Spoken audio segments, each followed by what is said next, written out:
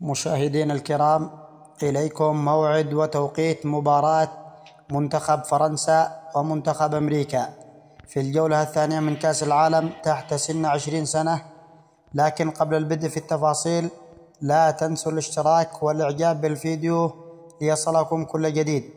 يستقبل منتخب فرنسا نظيره منتخب أمريكا في الجولة الثانية من كأس العالم تحت 20 سنة للموسم 2025-2026، وستقام مباراة منتخب فرنسا ومنتخب أمريكا اليوم الخميس 2/10/2025 في تمام الساعة 9 مساء بتوقيت المغرب وتونس والجزائر، وفي تمام الساعة 11 مساء بتوقيت السعودية ومصر واليمن إن شاء الله.